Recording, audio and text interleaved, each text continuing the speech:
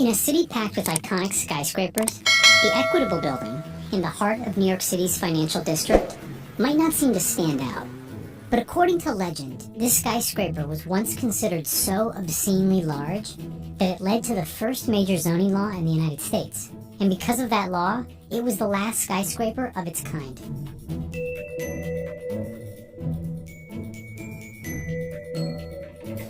When it was completed in 1915, the Equitable Building was the largest office building in the world, and an engineering marvel.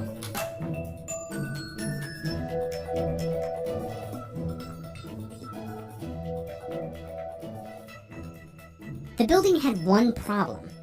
It was too big.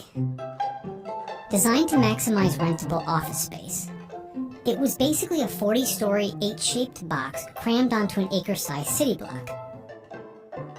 When it was built, New Yorkers were in an uproar over the evil effect of its size. Neighbors complained of the enormous shadow that casts nearby buildings and streets into complete darkness. Meanwhile, developers worried that a glut of these huge office buildings would hurt real estate values. At the time, New York had no laws restricting the size or height of office buildings. But as new technology was pushing skyscrapers like the Equitable Building to unprecedented scale, the outcry for regulation reached a breaking point. Then something happened. Within a year, a law was passed that effectively made skyscrapers like the Equitable Building impossible to build again. It was called the 1916 Zoning Resolution, and it was the first comprehensive zoning law in the United States. To be clear, the Equitable Building didn't directly cause the 1916 Zoning Resolution. It was simply the ultimate scapegoat in a debate that had been heating up for years as new technology made skyscrapers bigger and bigger. Instead of enacting a fixed height limit, like other cities had done, the drafters of the resolution developed an ingenious plan based on something called a setback principle. Here's how it worked. Depending on the district, a building's height could not exceed a certain ratio to the width of the street. In a 1.5 district, for example, the maximum height was limited to 1.5 times the street width. A building could gain extra height, however, if it were set back from the street. In a 1.5 district, a building could rise another 3 feet for each foot that it was set back from the street.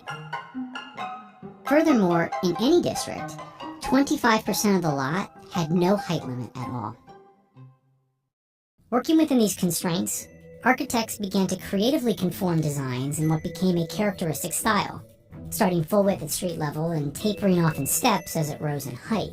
And once you're aware of it, you start to see it throughout Manhattan. And the intended effect of making New York's dense streets seem more open, for the most part, actually works.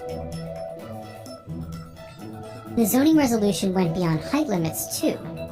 It also set rules for how land could be used in specific areas of the city, such as prohibiting industrial work in residential or business districts. Around the same time, other American cities began to adopt similar zoning plans. 6 years later, Congress passed a law based partly on New York City's example as a blueprint for zoning nationwide.